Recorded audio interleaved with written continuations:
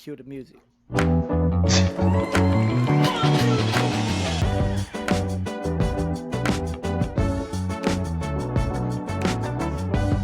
Like basic days.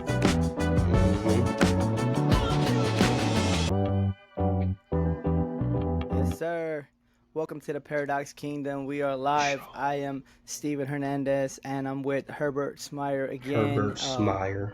Smyer, cutting off a little bit there, but yeah, definitely good to have you back. So we'll get into it. I know it's getting kind of late for those who don't know. The We are in hour. two different places. He's up in the East Coast. Yeah, you're in the East Coast, right? Mm-hmm. Yeah, he's up in the East Coast. I'm in Texas. All right, so Texas like the South? Is it like the true South? is it true South? Yeah, I don't know why they Oh, call other places the South, Virginia and all that. I have no idea. Um, Virginia's east and it's up. well, what is it? They call it South. They call some of them up there the South, and I'm like, you're not the South. I I think it don't is know. Virginia, and they're definitely East, but Mm-hmm. whatever. It's close to So me. yeah, yeah. So today we're talking about salvation. We're talking about what is it and what it's not. And so actually, this came about. So I was driving in my car. I don't have a lot of CDs, and the car that I drive, I don't have it's not connected to what is it called, Bluetooth, unless Bluetooth, yeah. yeah, I have to use an auxiliary cord still. It's an old school car, and so I was listening to Caleb. And do you listen to Caleb? You know what Caleb is? I know what it is. I don't Okay. listen to it though. And that's fine, yeah, because usually I listen to podcasts. But one day I was listening to Caleb, and there was a song by Crowder, and there was a line that he said. He was kind of rapping a little bit, but he says, "I was living like a rebel. I didn't want to behave. I thought a wretch like me could never be saved."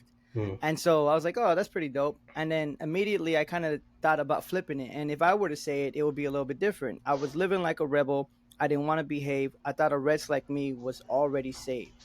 And Oh. so that's kind of what I wanted, that kind of sparked this topic, because I was like, I really want to make a video about the idea that because I was saved and because I was raised Catholic, because I did my first Mm-hmm. communion, I was baptized, I literally thought I was saved, even though I was smoking, drinking, partying, doing all that Yeah. stuff. I thought I was going to heaven if I died. Mm. um and so that's kind of what the topic is. And so I'll share a little bit about my story, and you can jump into yours, but and I already said it. But Mm-hmm. so I was raised Catholic, and it's funny because I know I was gonna make my communion. Do you know anything about Catholics? Were you raised Catholic at all? No, not at all. But I know a little No. something. Okay, and that's fine.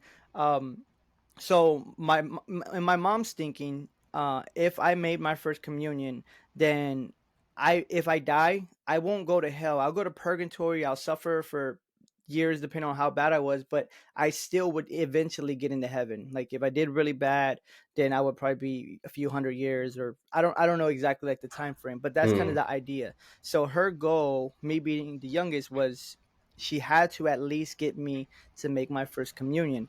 And then after that, it was kind of on my own, right? Like, that's making your communion is like you saying, I accept this as my responsibility now. It's almost like Mm. like quinceañeras, you're becoming a Right. woman for women. But in Catholicism, when you make your first communion, it's now my faith. It's not my parents' faith. It's now my faith. And so obviously I didn't understand it, and she didn't really understand it, but she's like, okay. She Mm. bribed me with McDonald's breakfast and donuts after, and she's like, you got to get this communion done. So I messed up for 1 year, and then the next year she bribed me, and then so I ended up making my communion. And so Did you get those she donuts? yeah, they were good. Okay. Yeah, Mary Lee donuts and McDonald's breakfast. That's Okay. yeah. And so it's funny because um she gave me the choice. She said, because my other two brothers and my dad didn't go to church, he said, look, if you want to go to church, I'll go to church with you. I'll go to mass with you. But if you don't want to, you don't have to. It's up to you. Mm. And so I was like, cool, I want my Sundays back, right? I want to sleep in. I don't it wasn't really anything that was important to me at the time. And so that kind of is my story. It wasn't until actually Raymond, Mm-hmm. Raymond, he was Yeah. standing on top of a 15 passenger van, and he called me out in front of a crowd, and he asked me the question. He said, "If you die right now, would you go to heaven?" And I was like, "Yeah, I made my communion. I got baptized. I smoke, but not as much as my friends. They're kicking indoors. I'm not doing all that. You know, I'm doing some bad stuff, but I'm cool." And Mm, so he really broke it down to me, like the Ten Commandments, and I was like, "Dang, if I die right now, I would not go to heaven."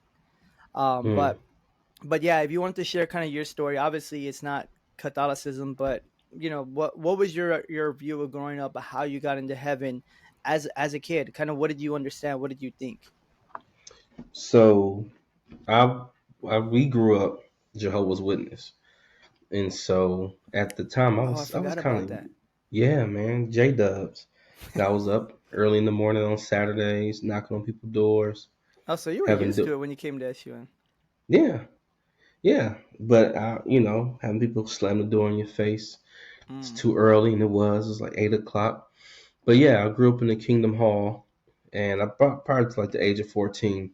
But for me, like you kind of knew about Jesus, but that wasn't really the main focus. mm, It's really like work based. Being good. If you do something bad, you get disfellowshipped. So mm. your family you pretty much get shunned from the Do church. you get So like straight up kicked out or? yeah, you get kicked out. Now there might be a process, but I didn't really know about that. But from most of the people I talked to, it was disfellowship. Like, and then when Mm, you get disfellowship, can nobody from the Kingdom Hall talk to you, right? So you done. But there wasn't much talk about going to heaven. It was more so like, well, I'm a good person. I'm doing good. And I didn't think, I mean, you knew about heaven, you knew about the revelation stories and all that stuff, but you really didn't think too much about it. You're just doing good stuff. And so for me, we stopped going when I was about like 14 years old. And if you don't know, in the Jehovah's Witness faith, you're not celebrating any holidays. mm. So no Resurrection Sunday, no Christmas, no Easter, No, nothing, not nothing. even your own birthday, Yeah, not your right? birthday. Yeah, not even your own birthday, because it's like you're putting yourself on a pedestal. So, and not saying that Christmas and Easter and all that's central, to the Christian faith, but all the stuff that you want to celebrate as a kid, you couldn't do it. So we didn't really have you know, uh, like a spread of, how do I get into heaven? The gospel wasn't preached. There is no cross, because they say he died on a stake, not a cross. And you couldn't step foot in the church. So fast forward, 18 years old, I finally go to church. My friend invites me after I turned him down numerous of times. And it was a youth night. And then the youth pastor, shout out to Sister Mia, my youth pastor. But, she was kind of naming all the things that will land me in hell, right? And it wasn't scary preaching. It was the truth. It was in a loving way that I knew. She, in her terms, said, "You're going to bust hell wide open," which was anything, everything that I was doing, fornicating, what I'm saying, disobeying God's, smoking a little bit, all that stuff. And I was like, dang, man, like that's me. Like I Mm, do all this stuff. And from there, I knew, I heard the gospel and I knew it was true. I didn't feel condemned. I didn't feel like, oh man, I need to get myself right. I felt like, man, like finally somebody's telling me the truth, because all this time, of missing playing with my friends and having to go to the Bible study at the Kingdom Hall, to Saturday morning witnessing, and like nobody ever told me the truth. did you Even did you Go feel ahead. like you knew it was false, or I mean, obviously you knew something was different, because but you were saying Yeah, like you finally someone's telling you the truth. Was it like a light bulb came on and you're like, wow, I know that that's fake, or was like something's not right, but I don't know what it is? yeah. It wasn't because it's the for me, like the doctrine wasn't too clear to me. So when the gospel came, I was more so thinking about all the stuff that I was doing to please other people, right? Being a good person, Mm, pleasing people. But then I think that came up later on, because then when I did give my life to Christ and I started, going to church, actually my parents were upset at the beginning. They were like, "What did we They do wrong? What did we were go they still wrong?" Jehovah And Witness? no, they not actually. Oh, okay. Because my No, sister gave her at the life time. first. Yeah, and then I gave my life, and then soon after, my mom started coming to church, and then my dad started going to church, and so it was good to see, but I didn't really have a good, I guess, a good knowledge of what the gospel even was until I went to church. Hmm. And then now I knew that, hey, it's not all on me. That's not me being a good person. It's somebody else who died for me and paid for my sins. So Hmm. actually, that was like pretty refreshing to say the least. Yeah. Yeah, no, so that's good. Because we see a lot of that on both sides as well. But Hmm. so I kind of wanted to talk a little bit about the different places that we've been, and then I wanted to hear it from your experience. So Yeah. so coming from Houston, it's a Bible Belt, and I'll share a little bit about Texas after, because now that I'm back in Texas, but I remember in Oakland there was there people were open to it, right? Like if you go and Mm, you ask somebody, can I pray for you? Most likely they're gonna say yeah. It doesn't matter if they're gangsters, it doesn't matter kind of what they are. If you get like to Berkeley, San Francisco, obviously it's hmm. different. Um, but for the most part they were open. When I went to Massachusetts, it was really like a culture shock because we were doing some evangelism um, on right by Harvard on Cambridge. And it's weird because all of like the Ivy Leagues, like you have these nice Ivy Leagues, prestigious, and right across the street is like nothing but homeless people, and that's like Mm, Princeton and Yale and all of them. Most of them are like that, but and we would talk to people and they didn't want it, but mm, the East Coast is a little bit different. you yeah. Southern hospitality, I'd be opening doors for people and they just walk around to another door, or I say how you doing, a cashier, they just look at me like I'm crazy. So that was culture shock, but just the idea that it's post-Christian, it's anti-God, you know what I mean? Yeah. That was very different because California was very accepting. Even though they were doing wrong, they still had kind of respect for God, you know what I mean? Right. um and so that was very very different because we had to change our approaches to evangelism. We couldn't street preach, we couldn't be out Wow. there just passing out tracts. It wasn't accepted. It was more relational, and that takes years. You know what I mean? It Hmm. takes time talking to people and building with people, and getting to see them and know them, and so that was difficult because I was in school and then I worked a bunch of part-time jobs. But so I wouldn't see all the same people all the time. But Hmm. that was up there. When I went to Albany, New York, I would say similar to I guess a mixture of Massachusetts with Cali, because we were in a rough area. So people were like, yeah, please pray for me, this person got shot, or things like that. But then coming back to Texas, it was different again because so one of my first jobs coming back here was at Jiffy Lube. Okay. That's the Just only changing oil.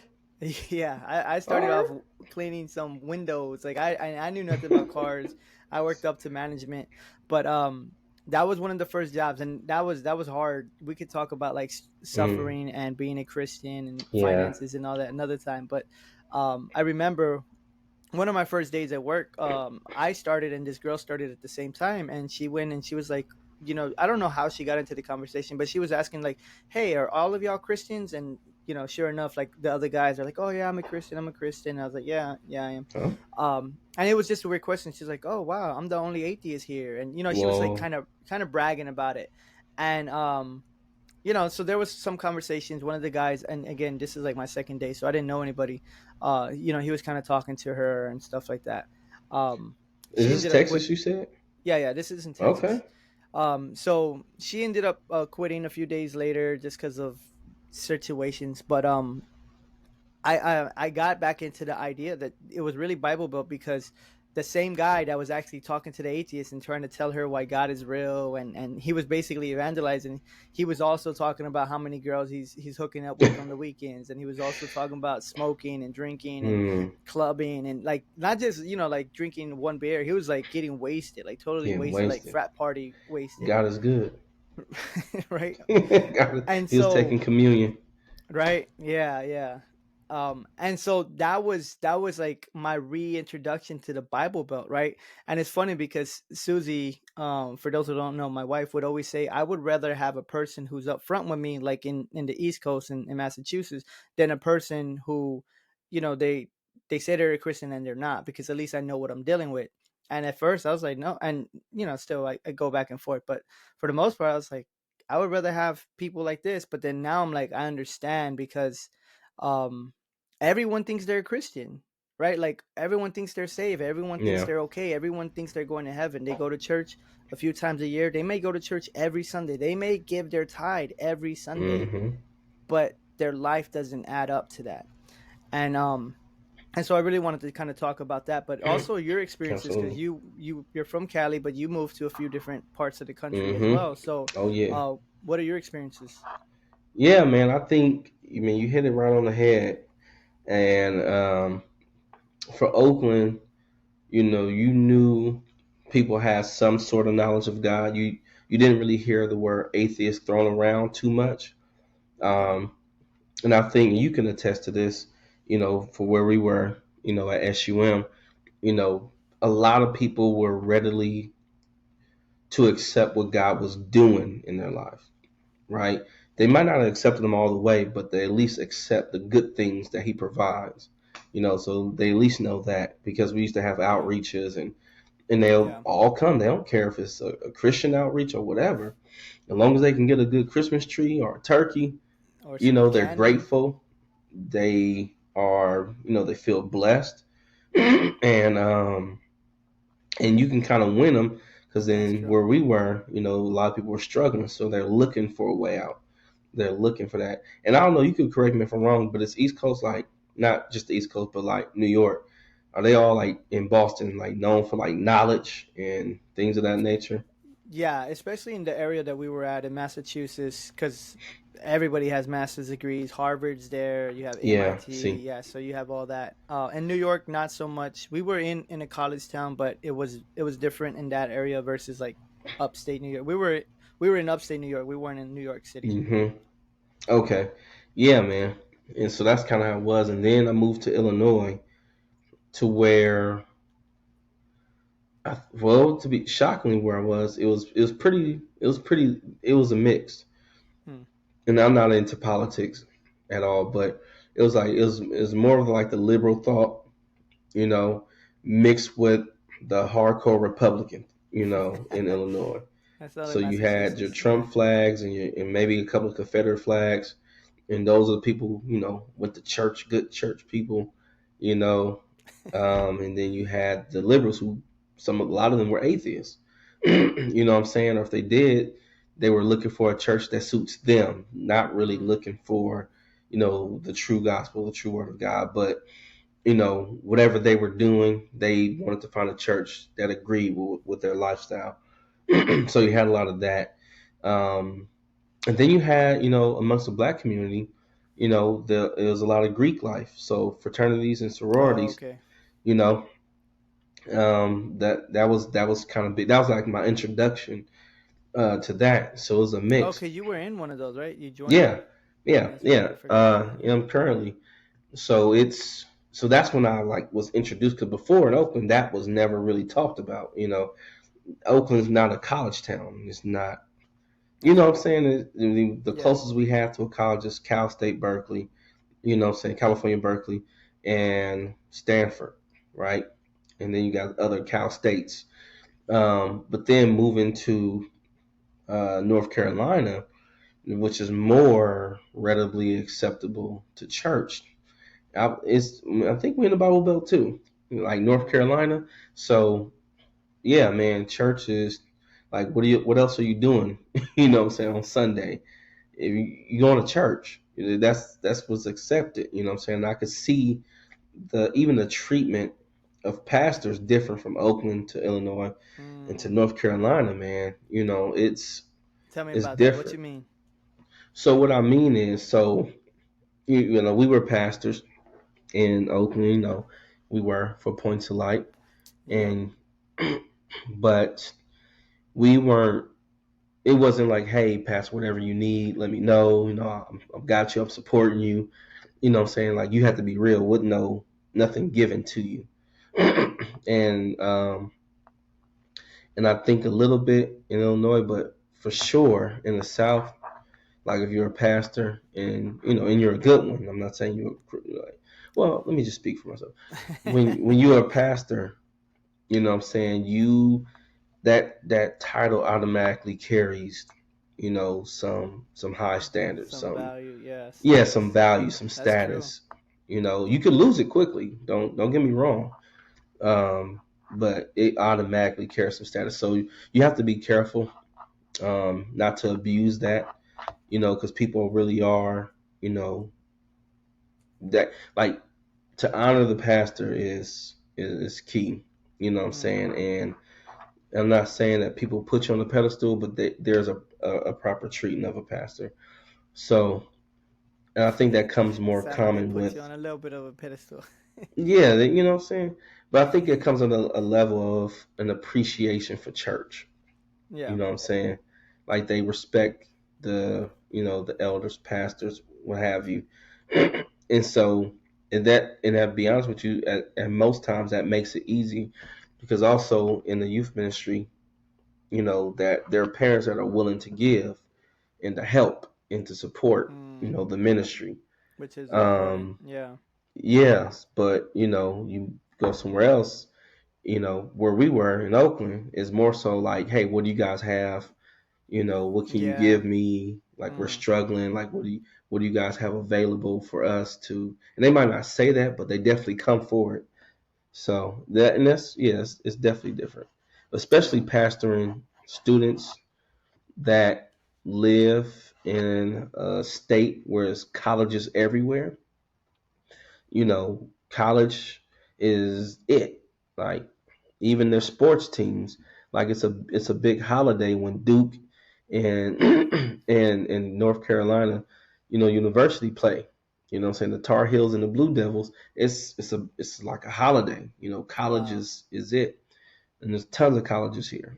And so yeah, it's very different from the West Coast. Yeah. If that answers your question, I don't even know. Start to think about it as I Yeah, was. yeah, partially. It definitely answered the question, and then also it gave me a bunch of other ideas that we can do for another time. But I wanted to kind of talk about what is salvation, and you touched on it, right? Like that it's not works based as Mm. well. And then I also wanted to talk about the sinner's prayer that we would use, the The pros and the sinner's cons. prayer. Yeah, the sinner's prayer. Yeah. So it's interesting because it actually, it comes from the scripture, Romans 10:9. Most of us Mm-hmm. know it. And I'll read it briefly, but Yes, let's sir. see. So, what did you say? Yes, sir. We can Oh, read yeah. So Romans 10 Romans and 9. 10:9, and it says, "Because if you confess with your mouth that Jesus is Lord and believe in your heart that God raised him from the dead, you will be saved." Mm. And so, so they've taken that verse and they made it into almost a formula, and Yeah. and so partially I understand kind of why. And the problem that I have is that if you notice it, he says, if you confess that Jesus is Lord, then you shall be saved. You believe God raised him up. Yeah. Um, most probably 95%, probably even higher. Every time I hear someone tell or say the sinner's prayer, they always say, if you confess Jesus as Lord and Savior. It doesn't say Savior in there. And most of the time, they actually emphasize the saving part. They don't emphasize Mm-hmm. the lordship of Mm. it, right? We don't live in a kingdom, so we don't know what it means to have lords. We don't know what it means to have a king. We have a president where you can bash if you want, right? You can vote for him, you can not vote for him, you can make fun of him. You know what I mean? Mm-hmm. We Mm-hmm. don't understand the status of a king, of a lord. And so it's a cliche, but it's true that either Jesus is Lord of all, or he's not Lord at all, right? Yep. He has to be Lord. So what this verse, if you take it, you can be like saying, I want Jesus to be the Lord of my life, like Mm. complete over everything, right? And we could talk about it. I wrote a note down for sanctification, right? Because there is Yeah. sanctification. When I shared my story last time, I was in the process, and I'm still in the process of sanctification because I was saved, but I was still mean mugging you, I'm right? still mean mugging. I was still mean mugging. So I was saved even though some of my actions didn't also fit into that, right? And Mm, and because like you said, salvation is, it's a gift. I don't work for it. Um but also that there's something that is happening. It's not just saying, God, I want you to be my Lord. I believe you died on the cross, you rose again 3 days later, and I'm saved. Like, it's not just a formula, it's not the words that save us, mm, right? I think that that's important. But also just the idea of being, when you are coming to God. So probably for yourself, most Christians, most people that come to Christ, it's in a tragic moment, right? I was at the yep. point of suicide, and I called to God and I said, God, I need you. I messed up my life. I made it a mess, and I need you. And I didn't say the formula, but at that moment I started to feel God was changing things. He was taking out Mm, desires, and you know what I mean. Like, it is a supernatural thing that God does. Like, He takes your old heart and He makes it a new heart, and then we also have to learn how to walk that out, right? Like, how to walk out the desires of our heart, the desires of our spirit, the desires of God, with yeah. this fallen world and this fallen body that's not perfected. But we'll talk more about that. But any thoughts that you want to share, at least from Romans 10:9? I mean, we've done it many times on through Oakland and the streets of New Orleans and all kinds of Hmm. places, right, where we would lead them to that. Which I'll add something after that, but I wanted to hear your Yeah, my thoughts. question has always been, we make someone say that. I wouldn't say, and then say if you believed it. But I think one thing that we were missing from that, on top of, again, them repeating a prayer that we prayed, right? And sometimes, people do it multiple times.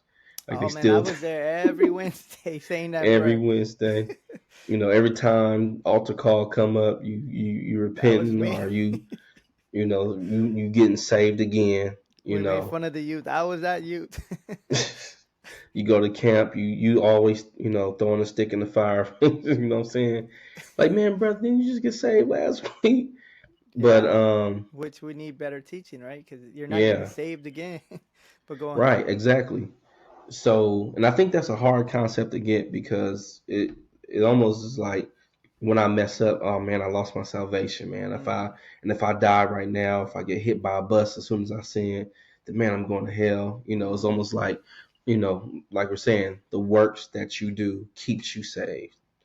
You know, yeah, and that's, that's not true, because you can't put Jesus back on the cross again. Like, you are saved, once you believe. But I never knew where the prayer. I know where, like, scripture they're alluding to and how people say it, yeah. but when I saw that prayer again when I was in youth group, and say repeat after me. Now, I think it is, if a person really believes it, right, and they really want the Lord, then I think it works.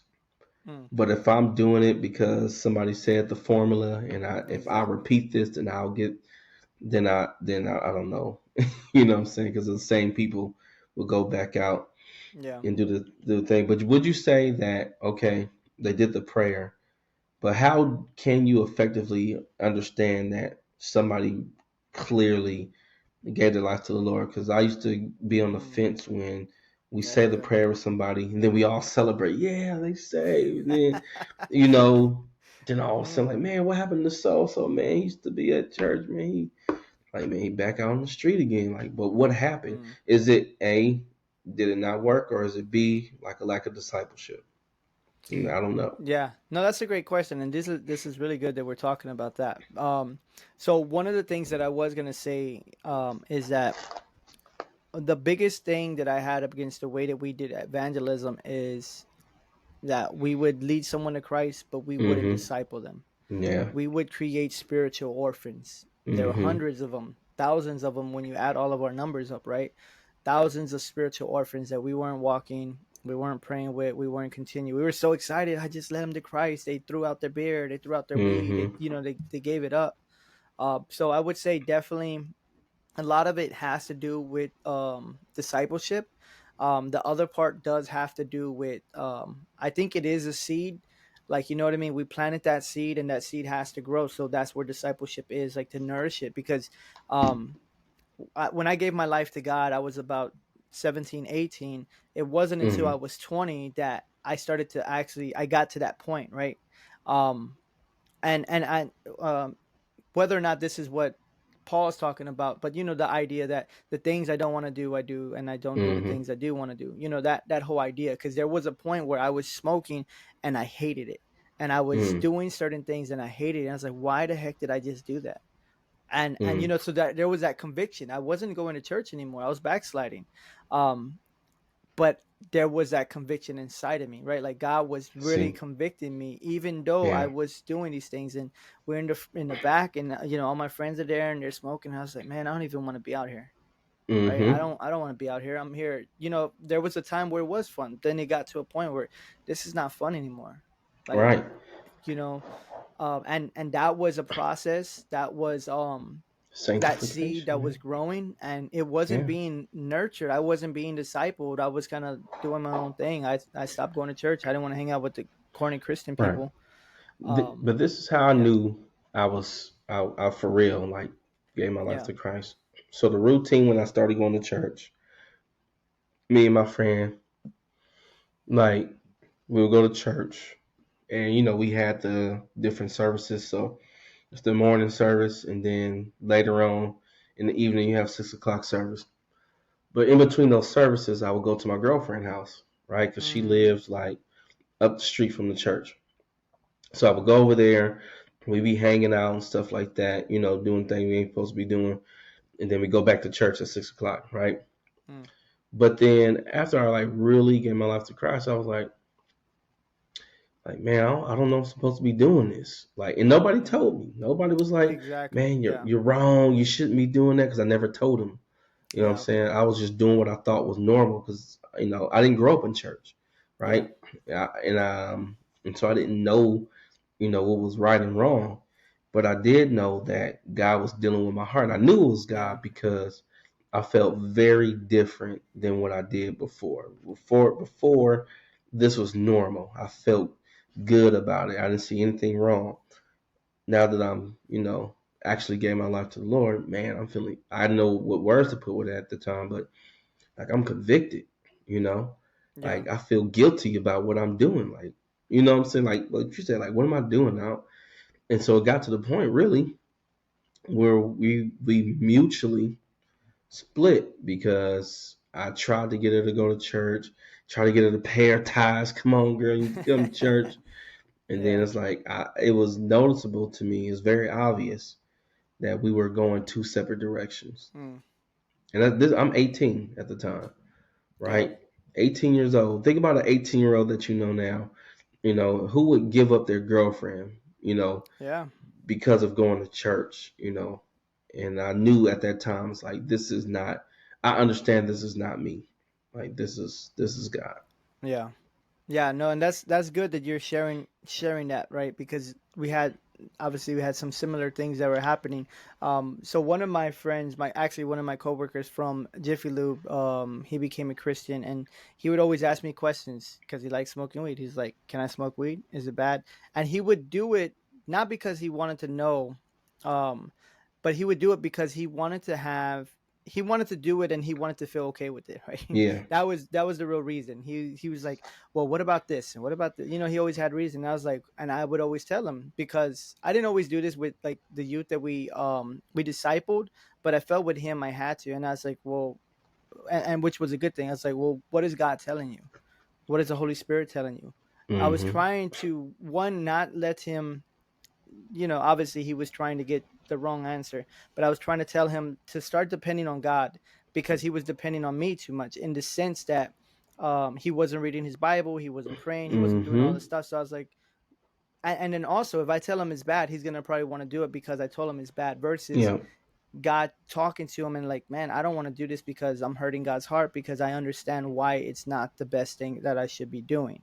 Um, Versus the rules, right? So the other thing I wanted to share about salvation is that it's not behavior modification, Mm-hmm. which we tend to do. We tend to preach behavior modification. If you're saved, you're not smoking, you're not drinking, you're not doing Mm-hmm. this, you're not doing that, and we don't deal with the other parts of it, right? Mm. Like, because just like with being a Jehovah Witness, just like even when I was a Christian, I was like, I can't do all these other things because they're bad. Mm. Versus like, no, because I have a new life and I'm connected Right. with God, I don't even want to do these things. Mm-hmm. So I think that that's something that's missing. And I'll share this. I know you probably have some thoughts, but Yeah. another thing is salvation is not getting into heaven because your parents are Christians or they're Yeah, boy. pastors.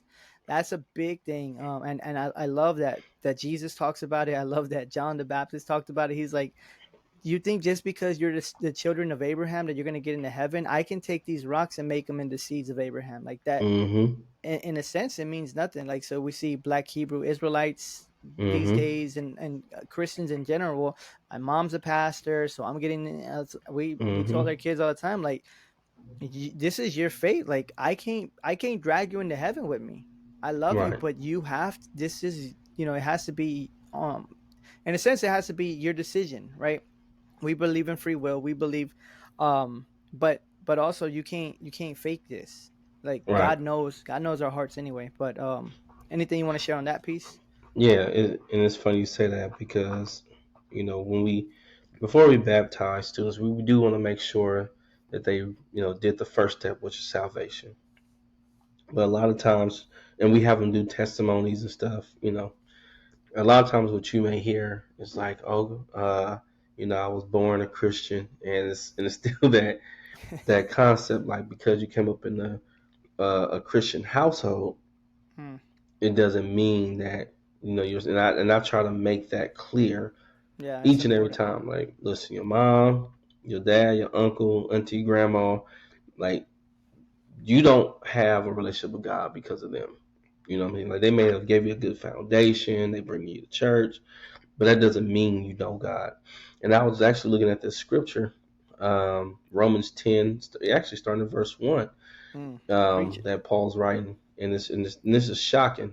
And it reads that, brethren, my heart's desire and prayer to God for Israel is that they may be saved. Now, you think about Hmm. Israel, God's chosen people. That's great. Yeah. Um, Paul is saying that his heart's desires for them to be saved.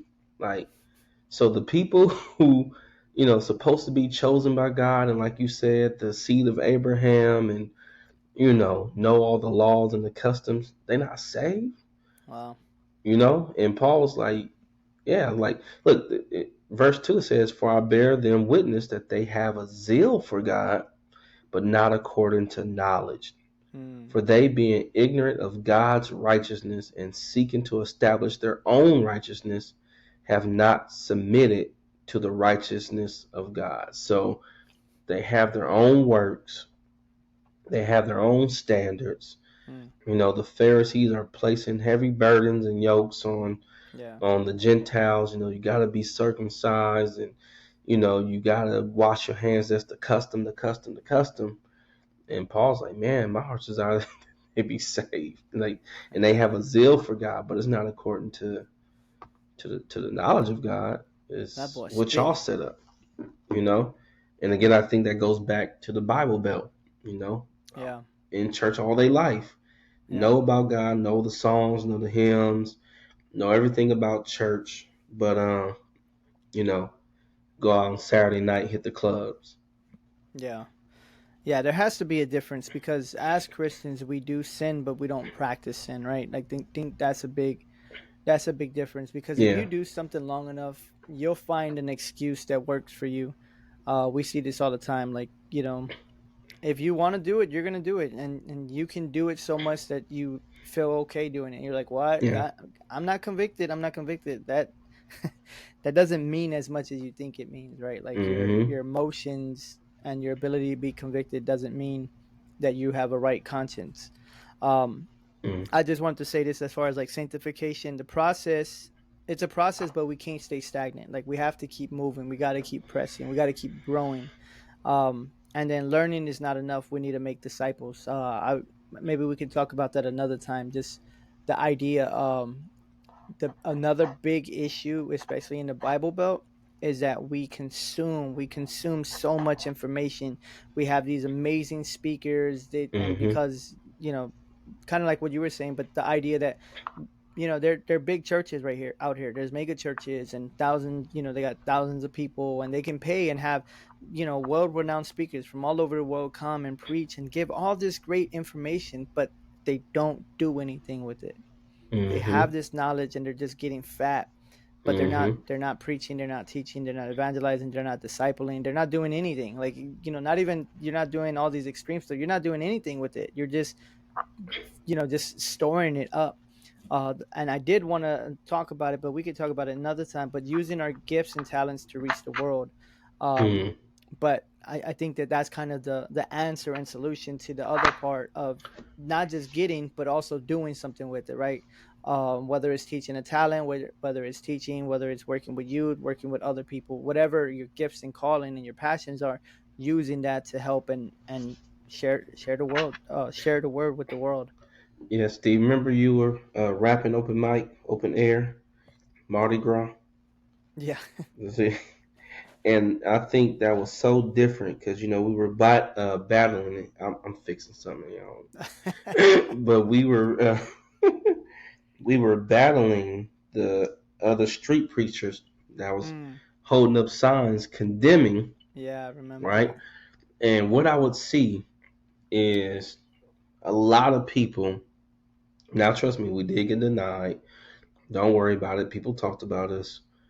But what I did see is a lot of people sincerely stopping and starting to look, starting to listen, because the message that we were preaching, which is just the gospel, was different than a message of condemnation.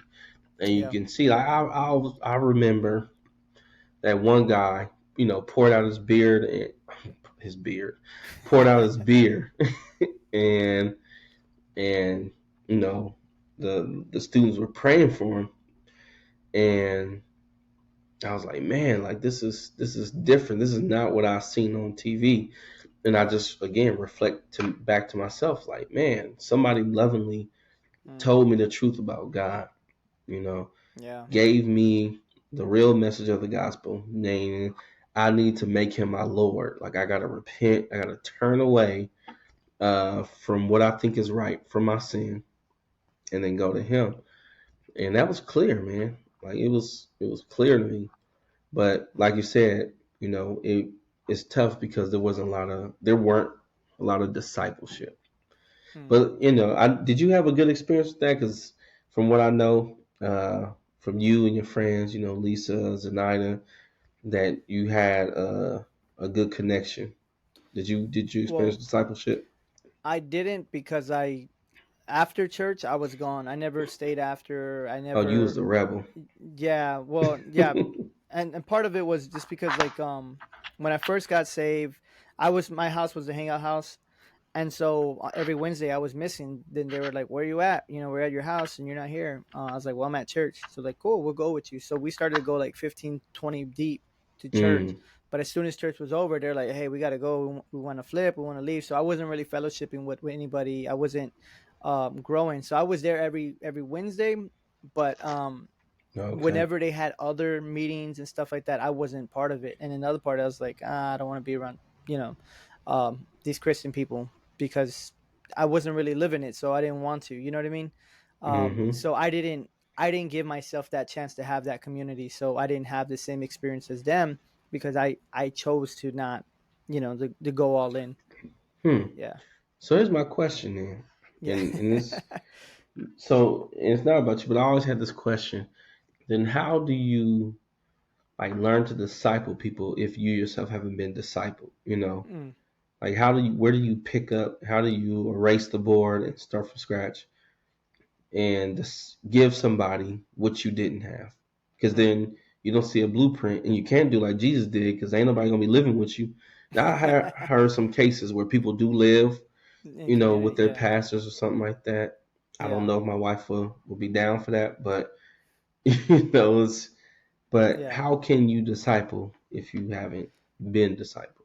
Yeah, so that's a good question. So honestly, some of it's trial and error, some of it's reading, some of it's obviously looking for mentors. Now that I'm older, and even while I was in SUM, I was always trying to find Right. mentors, whether it's Bishop or others, Professor Shelton. Yeah. Um, so asking questions. So the way that I kind of did it, especially before Bond, we were working with Pastor Ron, is the way that I did it. One was our Bible studies. I was literally just say, "What questions do you have about God?" and ask me. They would come up with these crazy random questions, and then they would try to stump me too. Like, if I'm praying for something and he's praying for something, who is God going to hear? Right? Like they would try to Mm-hmm. their job and their what they like doing was trying to stump me, try to stump the pastor. But the thing that I really like doing was I would take students with me as I did stuff. So if I went to the restaurant, they would see how I Mm-hmm. interacted with the waiter. If I'm driving and someone cuts me off, was I going to cuss them out? You know what I mean? So it was really Yep. doing life with them, Yep. because then they got to see. And I didn't even know I was doing discipleship. I was just like, hey, they wanted to be around me, and I have stuff to do. Like I got to go pick up my laundry or whatever. And they're like, Mm-hmm. can I come? Sure, if you Sure. want. I Come mean, on I with think me. right. I think it's boring, but you want to be hanging out. That's cool. You know what I mean? So a Um, lot of it, I think the discipleship, especially like we see in biblical times, is even though we can't live with people, but it is doing that life together, like not just in the sitting, because in the West we think it's you sit down, let me teach you, right? Like it's school, and mm-hmm. it's more like being an apprentice, like being a disciple. Yeah. Is being an apprentice. If I'm gonna teach you how to do plumbing, you're gonna go with me and you're gonna see this is how I unscrew it, this is how I take it off when I'm doing this, um those type of things. But then also you do need some teaching. And I Mm. recently heard a quote. Somebody was saying, if you want to teach people how to do evangelism, train them. And so I was like, well, duh, that's what we're doing. But he's like, no, what I mean is tell them on today's what, the 15th, on April 20th, we're all going to go as a community and we're going to go evangelize. So then now they actually have a goal. They're going to be training, right? Like if I'm trying to run a 5K and I'm out of shape, I got to start, doing those baby steps. So the idea was that Mm. now they have a goal and they're like, okay, I don't want to go out there and look stupid, because I've done that, right? I've done that where I look stupid trying to tell people about God and they ask me questions and I don't know, and I'm like, Mm-hmm. talk to this person, right? Like Right. they know, talk to them.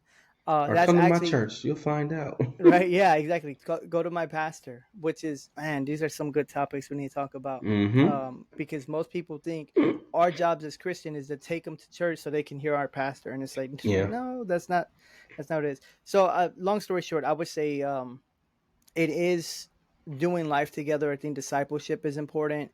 Learning how to read through the scriptures, I think that that's something invaluable that you can teach somebody. Like, this is what I do. I read through the Yeah. chapter. I ask questions. I take notes. I pray. I get confused sometimes. I have questions sometimes. I don't know. I do research. I talk to other people that are ahead of me.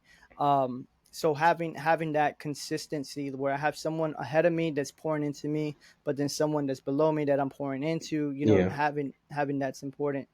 Um, but I think a lot of it's been because I didn't have it. I had to, like, oh man, I need help. So I'm gonna ask for help from people who know, um, and can kind of help me out with questions I have. Yeah. Exactly.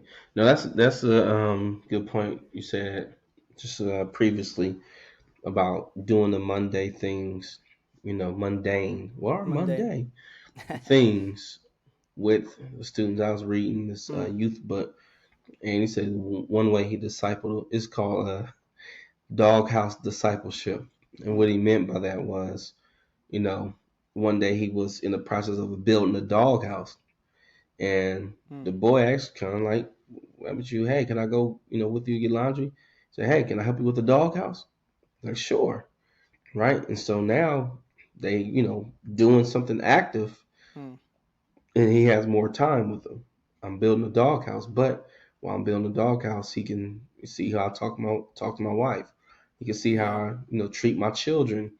I'm saying they can see, who I am on a regular basis, and see that, like you said, caught in traffic or somebody rude to you, they can yeah, see what I guess you've been teaching in real time. They get a chance to Exactly. just look back, and it's not always that you're preaching the gospel to them, but they looking to see kind of how Christian are you when you come Mm, up against these situations. yeah. Yeah. Yeah, Absolutely. So any handles you want to shout out or anything like that before we go? yeah, yes, yes. I want you guys to check out the Dangling Carrot podcast. Just interview actually today an amazing person, and what that is again, look at it as like Christ in your everyday life, like being focused and having Him as the center. But you can check it out. Our IG dangling underscore carrot. That's on IG, and then obviously the Dangling Carrot podcast on YouTube. You gotta check that out.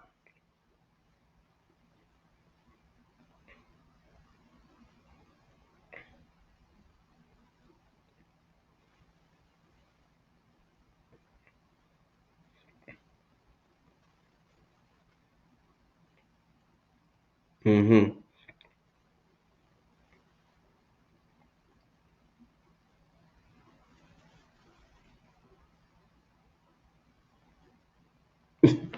Workouts. I feel like you